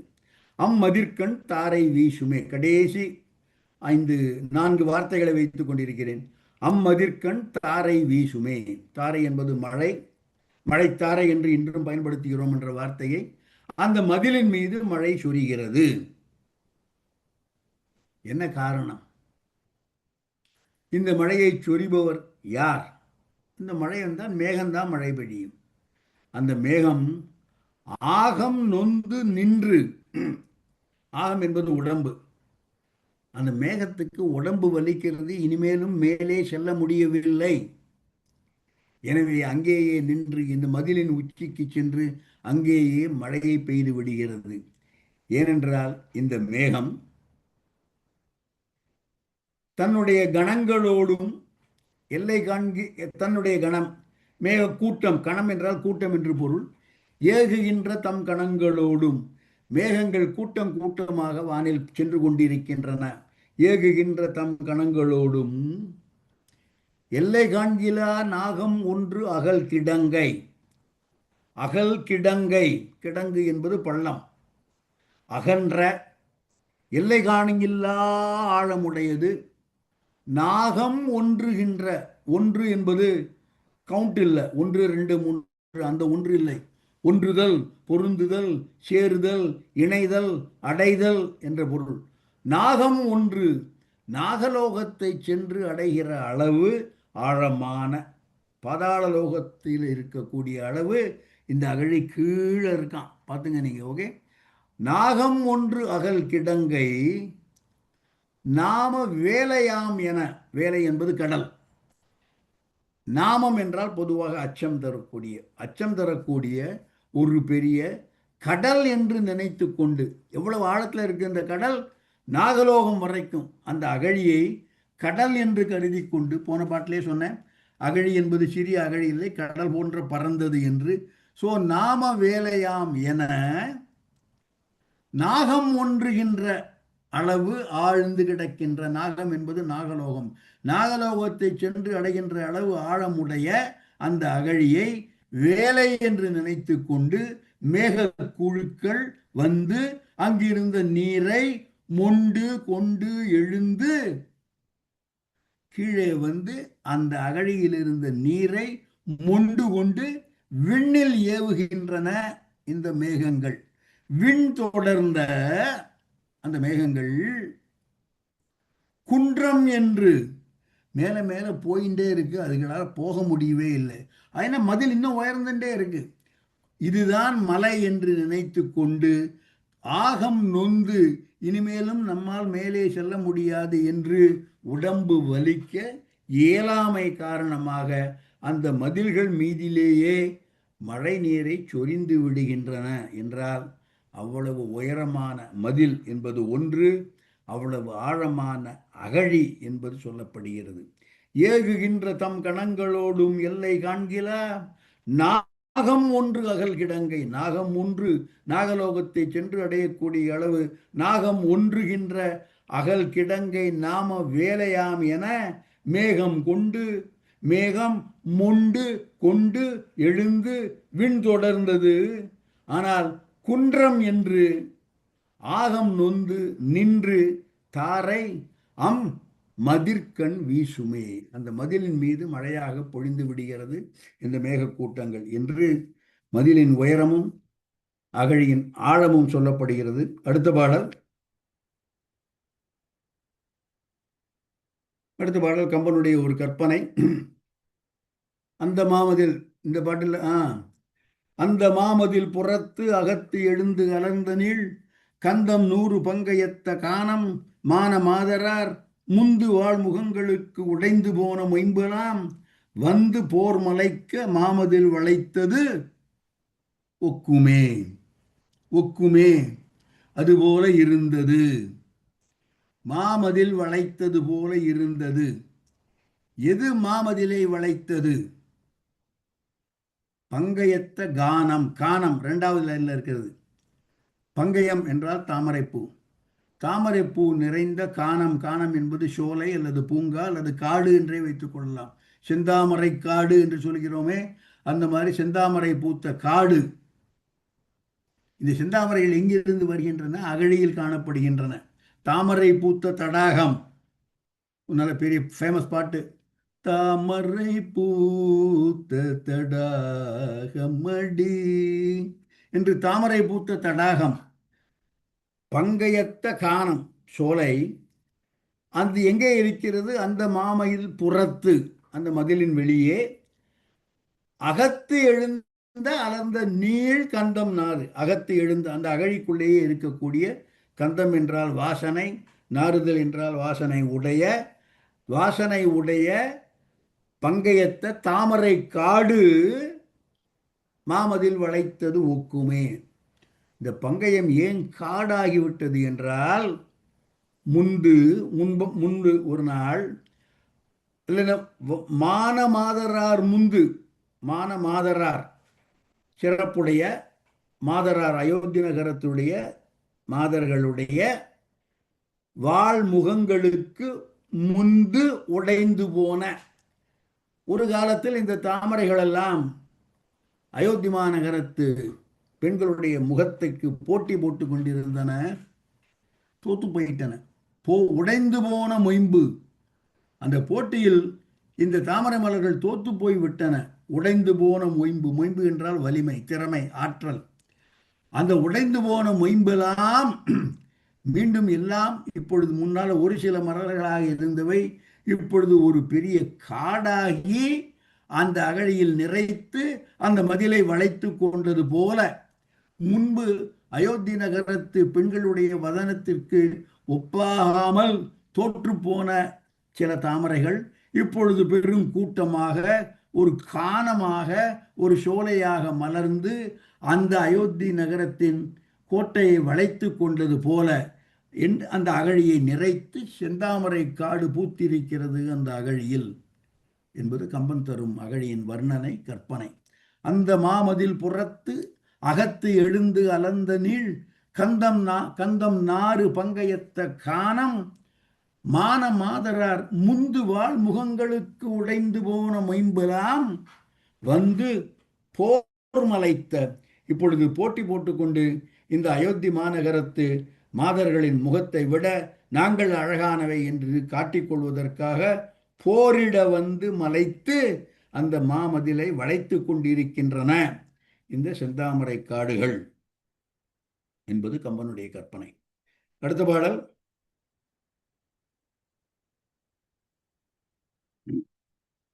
இந்த அகழியில் பெரிய பெரிய முதலைகள் இருக்கின்றன. ஏற்கனவே சொன்னேன். சூழ்ந்த நாஞ்சில் சூழ்ந்த ஆரை முற்று பாரலாம் போழ்ந்த மா கிடங்கிடை கிடந்து பொங்கு இடங்கர் மா தாழ்ந்த வங்க வாரியில் தடுப்பவனா மதத்தினால் ஆழ்ந்த யானை மீழ்கிலாது அழுந்துகின்ற போலுமே. ஒரு புதிய வார்த்தை இடங்கர் என்பது முதலை. மா என்பது பொதுவாக மிருகம், ஆண் மிருகம் என்று கொள்ளலாம். இடங்கர் மா முதலைகளாகிய மிருகம், இரண்டாவது வடியின் கடைசி வார்த்தை. சூழ்ந்த நாஞ்சில். நாஞ்சில் என்பது கோட்டையின் மதில் மேல் இருக்கக்கூடிய ஒரு உறுப்பு. ஒரு விண்டோ மாதிரி இருக்கும். அதில் தான் வீரர்கள் ஒளிந்து கொண்டு அங்கிருந்து அம்புகள் ஏவார்கள்.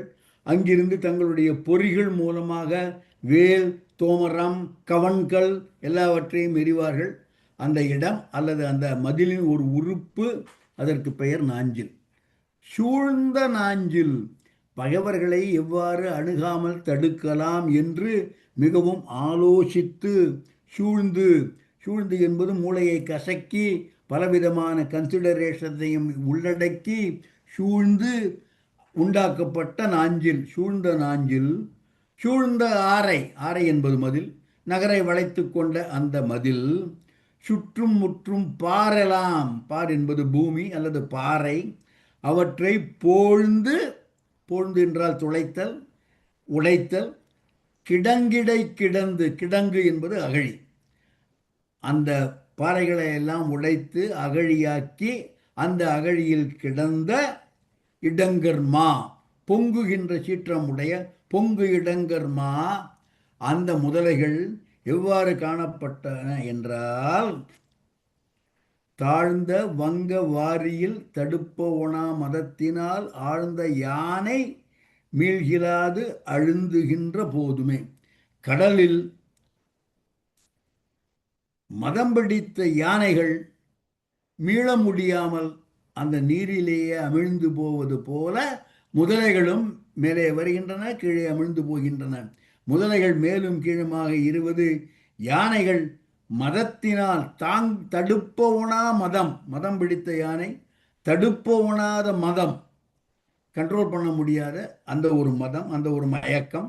அதில் எந்த இடத்தில், வாரி என்பது கடல், எப்பேற்பட்ட கடல், தாழ்ந்த கடல், தாழ்ந்த வங்கவாரி, வங்கம் என்பது கப்பல், கப்பல்கள் செல்லக்கூடிய தாழ்ந்த ஆழமான கடலில் தடுப்பவனா மதத்தினால் ஆழ்ந்த யானை மீள்கிலாது, மீண்டும் வெளிவராமல் அதற்குள்ளேயே அழுந்துவது போல முதலைகள் தண்ணிக்குள்ளே அழுந்து கிடக்கின்றன என்பது கம்பன் அகழியை பற்றிய வர்ணனை.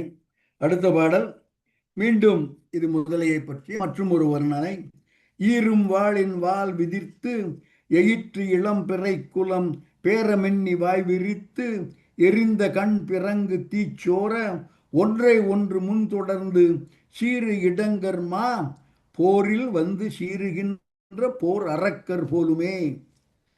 ஈரும் வாளின் வால் விதிர்த்து, ஈறுதல் என்றால் அறுத்தல், வெட்டுதல். முதலையினுடைய வாலே, வாளால் ஒரு அடி அடித்தா சில மிருகங்கள் செத்து போயிடும். ஸோ முதலனுடைய வால் வாள் போன்ற கூர்மை உடையது. ஈரும் வாள், அறுக்கக்கூடிய, வெட்டக்கூடிய கூர்மையும் வலிமையும் ஆற்றலும் உடைய வாள். ஈரும் வாளின் வால் விதிர்த்து, இது வாளை பற்றிய செய்தி. எயிற்று இளம் பிறை குலம் பேரமின்னி வாய்,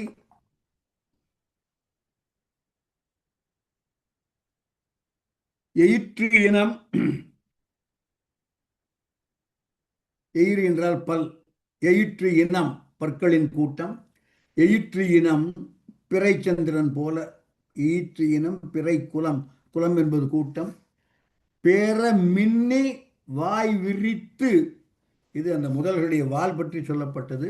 முதலைகள் வாயை பிளந்து கொண்டு கூர்மையான வெண்மையான பிறைச்சந்திரன் போல வடிவத்தில் உடைய பற்களை கொண்டு எரிந்த கண் பிறங்கு தீச்சோர, கண்களிலிருந்து தீப்பொறி பறக்க அந்த முதலைகள் ஒன்றை ஒன்று முன் தொடர்ந்து சீறு இடங்கர், இடங்கர் என்பது முதலை என்று சொன்னேன், போரில் வந்து சீறுகின்ற அரக்கர் போலுமே. இந்த முதலைகள் ஒன்றோடு ஒன்று போரிட்டு ஒன்றோடு ஒன்று சண்டை போடுவது என்பது போரில் வந்து சீறுகின்ற அரக்கரை போல இருக்கின்றது என்று கம்பன் அகழியின் வர்ணனையை தொடர்கிறான். அடுத்த பாடல்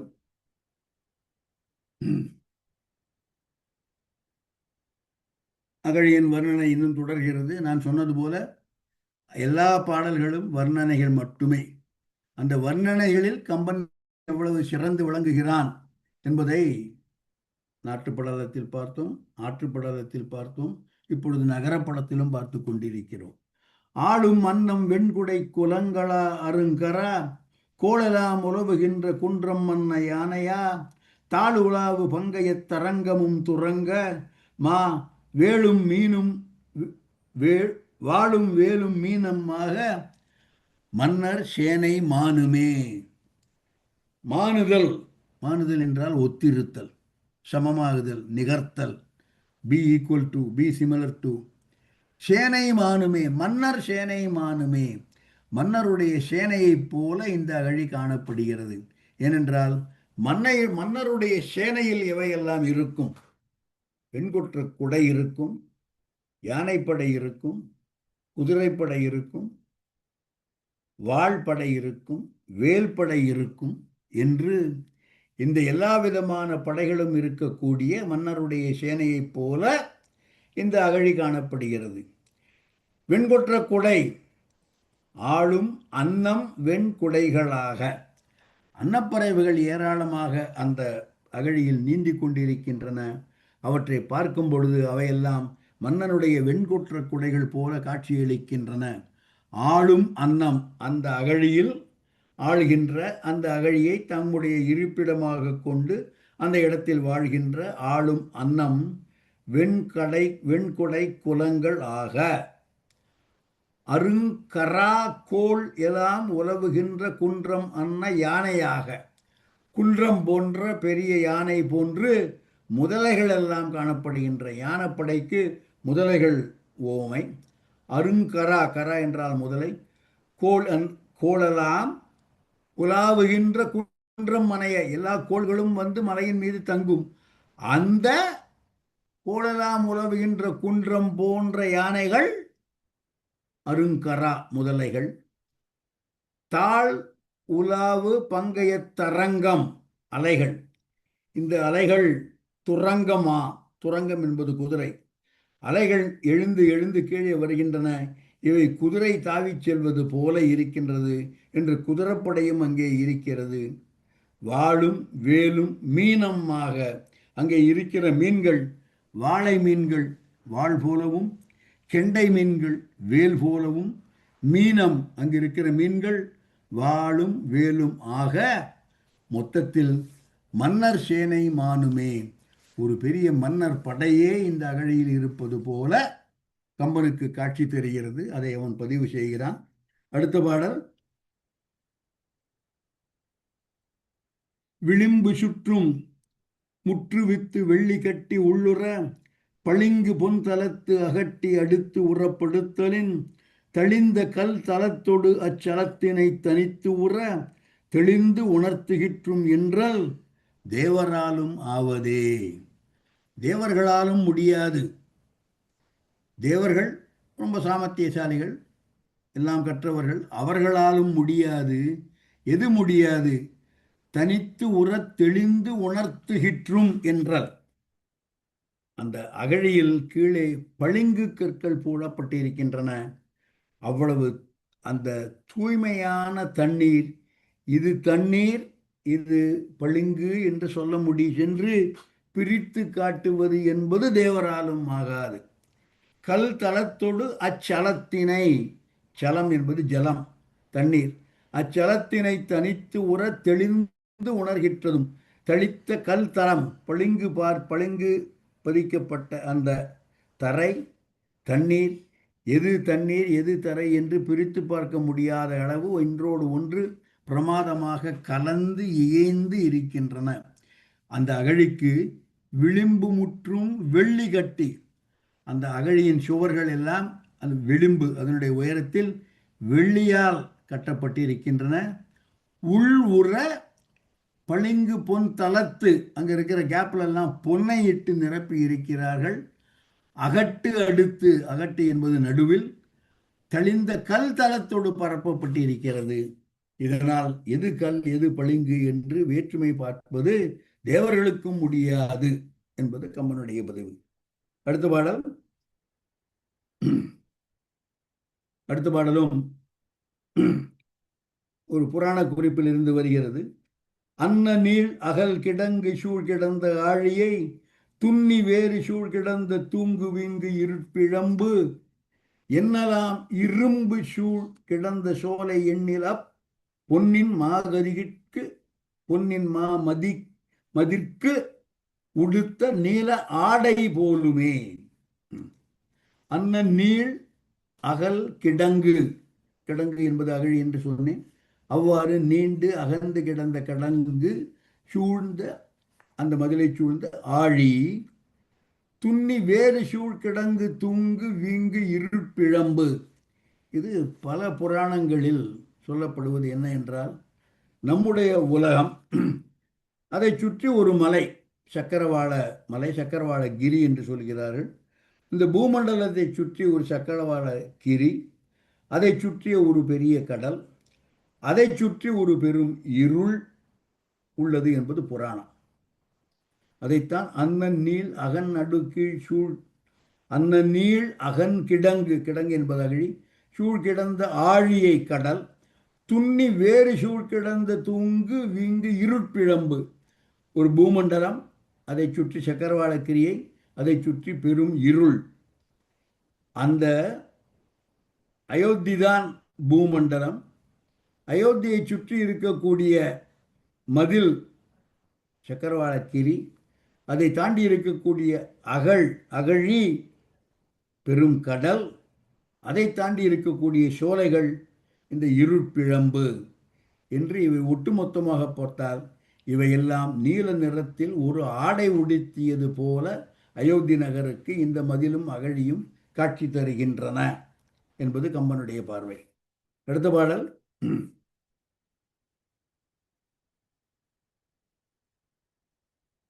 மதில் சுவர் பார்த்தோம், அகழி பார்த்தோம், அகழியில் முதலைகள் ஆழம் எல்லாம் பார்த்தோம். கோட்டையின் ஒவ்வொரு பகுதியாக சொல்லிக் கொண்டு வருகிறான். இப்பொழுது கோட்டையினுடைய வாயில்களை பற்றி கம்பனுடைய பதிவு.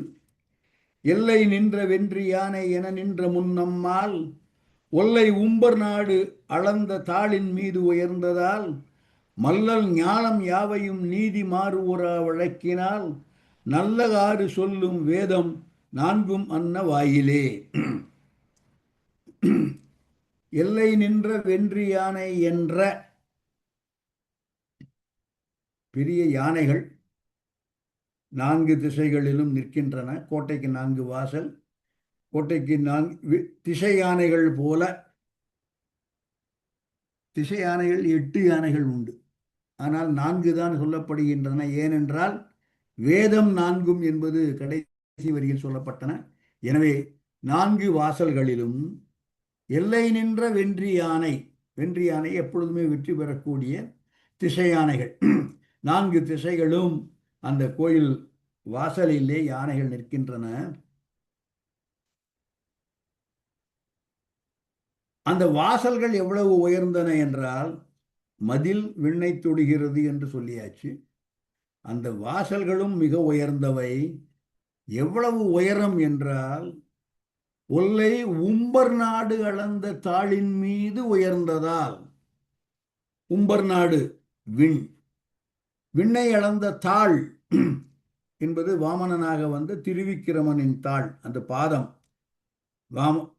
3 அடி நிலம் கேட்டு 1 அடி உலக பூமியை, அடுத்த அடி ஆகாயத்தை என்று உம்பர் நாடு அடைந்த தாள் என்பது விண்ணை தூக்கி விண்ணை அளப்பதற்காக உயர்த்திய பாதம். உம்பர் நாடு அளந்த தாள் என்று. கீர்த்திவாசன் பாடல் இல்லை, ஸ்கிரீன்ல எனக்கு பாடல் காமிக்க மாட்டேங்கிறது, முடியுமா பாருங்க நீங்க. உம்பர் நாடு அளந்த தாளின் மீது உயர்ந்ததால், அந்த தாளை விட உயரமான 4 வாயில்கள். இந்த 4 வாயில்கள் வேதம் போல இருக்கின்றன. வேதத்தின் தன்மை என்ன என்றால், மல்லல் ஞாலம் யாவையும் நீதி மாறு உரா வழக்கினால். இந்த நீதி மாறு உரா வழக்கினால், நீதி மாறு உறுதல், நீதி வழுவாமல், நீதி மாறாமல், நீதிக்கு ஒரு கரும்புள்ளி வந்து விடாமல், நீதி மாறு உரா வழக்கினால் நல்ல ஆறு சொல்லும் வேதம், 4 வேதங்களும் நல்ல நெறியை சொல்கின்றன என்று அந்த 4 வேதங்களைப் போல 4 வாயில்கள் இருந்தன. மல்லல் ஞாலம், மல்லல் என்பது வளம், வலிமை, வளம் மிக்க, வலிமை மிக்க இந்த ஞாலம்.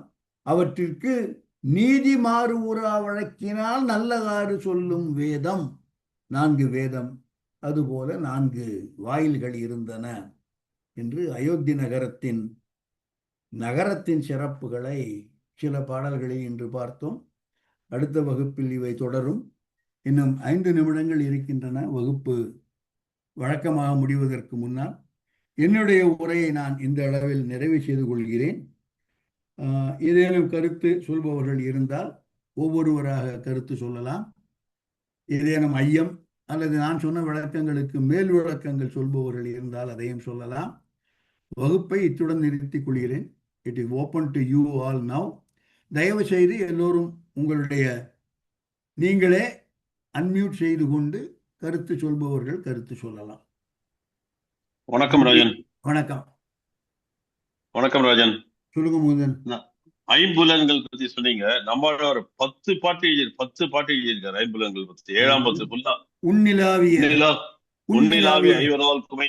ஆமா, 10 பாட்டும் எப்படி படுத்துறது ஐம்புலன்கள்னு பிரமாதமா எழுதியிருப்பார். 10 பாட்டும். அதான் சொல்லலாம். தேங்க்யூ மாமா. நமஸ்காரம். 2 விஷயம் நான் சொல்றேன். ஒண்ணு அந்த மாயாஜனக படத்துல இந்த சீதை ராவணனுக்கு சொன்ன பாட்டுல ஒரு முரண் இருந்தது. கவனிச்சிங்களா என்னன்னு தெரியல. என்ன முரண்? ஊனிலா யாக்கை பேணின்னு சொன்னவன் ஊனலாம் பொருத்த மேனிங்கிறது ரொம்ப அழகுது. அவளுக்கு உயிர் மட்டும்தான் இருக்கு, உடல் இல்ல. சோ இவன் வீரனா இருந்தாதான் ராவணனை ஜெயிக்க முடியும். ரொம்ப நல்லா இருந்தது அது ஒண்ணு. இன்னொன்னு இருட்டுக்கு நிறம் கருப்பா நீலமா இல்ல, மாமதிக்கு கருப்பு நீலங்கிறானே இவன். மாமதிக்கு உடுத்த நீலம் போல அப்படின்னு தானே சொல்றான். நீல ஆடை. ஐயா உங்களுக்கு புரியல? அந்த எல்லாமா சேர்ந்து அந்த அகழி, சோலை, இருட்பிழம்பு எல்லாம் சேர்ந்து ஒரு ஆடை பொருத்துவது போல. இது டார்க் ப்ளூ. டார்க்னு சொன்னாலே இருட்டு வந்துடுறதா இல்லையா? டார்க் ப்ளூங்கிறது எப்படி சொல்லுவ? டார்க் ப்ளூங்கிறது ப்ளூவா டார்க்கா? கண்ணாவத்தான் நம்ம கேட்கணும். ஆமா, கருநீலம் தான் பேர் அதுக்கு. சிறப்பு. இது ரெண்டும் நான் சொல்ல நினைச்சேன். சொல்லாமா? சொல்லுங்க. என்ன வேணா சொல்லலாம். இல்ல, ஒரு சைட் கமெண்ட் தான்.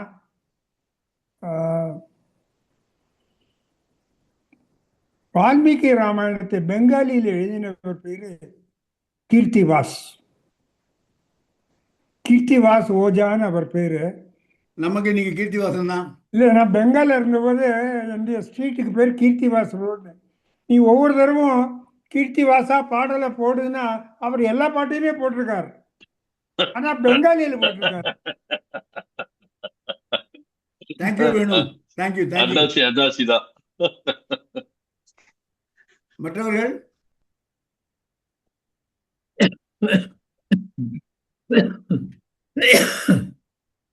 சாமிநாதன் ஆகாது. ஸ்ரீமதி பேசுறேன். இதுல இருட்பிழம்பு என்ற ஒரு வார்த்தை வருகிறது அல்வா? அதாவது அந்த இரும்பு சூழ் கிடந்த சொல்லை எண்ணிலாம். சரி, எங்க இருக்கு? சரி. அன்னநீள் அகன் கிடங்கு சூழ் கிடந்த ஆழியை துண்ணி வேறு கீழ்கிடந்த தொங்கு வீங்கு இருட்பிழம்பு.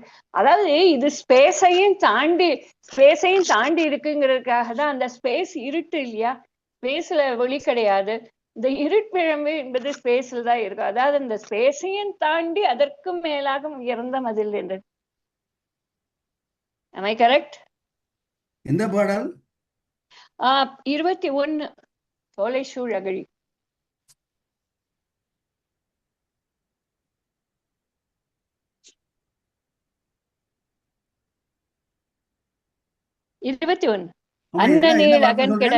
என்ன வார்த்தை சொல்றேன்? இருட்பிழம்பு என்ற ஒரு வார்த்தை வருகிறது அல்வா? இருட்பிழம்பு. ஆமா, அந்த இருட்பிழம்பு என்ன? இது ஸ்பேஸையும் தாண்டி மேல ஒரு இடம் இருக்கிறது அல்வா? அந்த ஸ்பேஸ் என்று சொல்லுவாங்க. அந்த அட்மாஸ்பியரை தாண்டி ஸ்பேஸ். அது ஸ்பேஸ்க்குள்ள இருட்டு, அங்கே ஒளி கிடையாது. ஏனென்றால் அங்க பிரதிபலிக்கக்கூடிய எந்த பொருளும் இல்லாததால அந்த இருளை கடந்துதான் ஒளி உலகத்துக்கு கிடைக்கிறது. இதற்கு உரையாசிரியர்கள் சொல்வது, அவங்க இந்த சக்கரவாளகிரின்னு ஒண்ணு இருக்கு, அதை சுற்றி ஒரு கடல் இருக்கு, அந்த கடலுக்கு அப்புறம் ஒரு இருள் பிழம்பு இருக்கு என்று உலகத்தை சுற்றி இவையெல்லாம் இருக்கின்றன என்று பல புராணங்களிலிருந்து அவர் சொல்கிறார்கள். அவர்கள் சொல்லும் பொழுது ஒன்றை ஒன்று அடுத்து உயரத்தை பற்றி சொல்ல நம்ம அண்ணன் நீள் அகன் கிடங்கு சூழ் கிடந்த ஆழியை துண்ணி வேறு சூழ் கிடந்த தூங்கு வீங்கு இருட்பிழம்பு உலகம், உலகத்தை சுற்றி சக்கரவாளகிரி என்ற ஒரு மலை தொடர்கள், அதை தொடர்ந்து ஒரு பெருங்கடல், அந்த கடல் தான் இங்கே ஆழி, அந்த மதில் தான் அயோத்தி தான் உலகம், அதை தாண்டி ஒரு இருள் பிழம்பு சுற்றி இருக்கிறது, சரௌண்டிங் ஆல் த பிளேசஸ், அது சோலைகள் என்று கம்பன் வகைப்படுத்துகிறான் என்று சொல்லப்படுகிறது. உயரத்தை பற்றி சுட்டுவதாக இங்கே இல்லை என்று.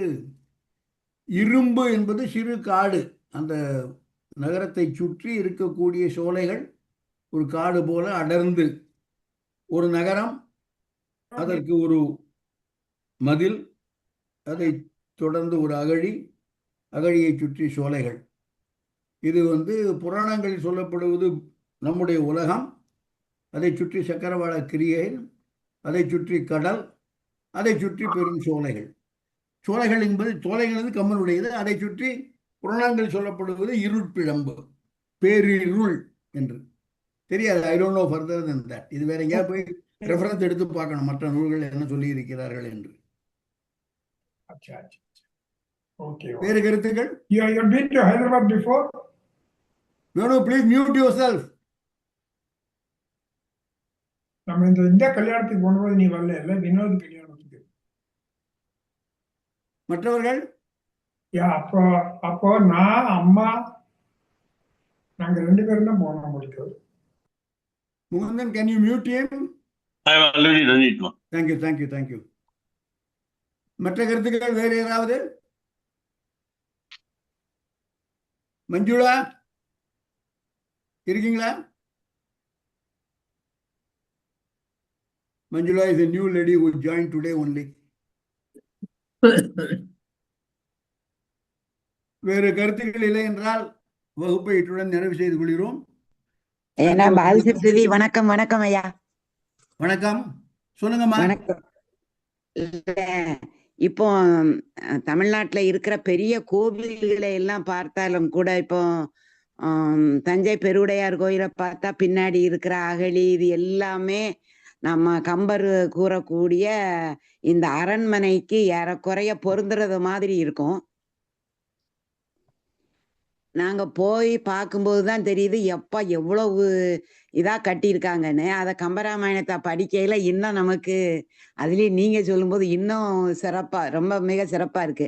அதுல முதலையும் சொல்லுவாங்கல்ல, இஞ்சி சூழ் உலகமெல்லாம் பரதனேயால நீ போய் தாங்கரும் தடைகள் தாங்கி பூடிவங்க முன்னி புண்ணிய தீர்த்தமாடி 7 ஆண்டில் வாவென்று இயம்பினன் அரசன் என்றான். அப்பன் சொல்லும் போதும் அவன் இஞ்சி சூழ் உலகம்னு தான் சொல்லுவான். ஆழிசூழ் உலகம் உலகம் அல்ல. இன்னும் இஞ்சி வருமே, கும்பகர்ணன் சொல்லும் போதும் இஞ்சியை பற்றி சொல்லுவான். அதான் செம்பிட்டு இஞ்சி திருநகர் கும்பிட்டு வாழ்கிறேன் கூற்றையும் மாற்றல் கொண்டேன். செம்பிட்டு செய்த இஞ்சி செல்வம் கும்பிட்டு வாழ்கிறேனால் கூற்றையும் ஆடல் கொண்டேன்மா.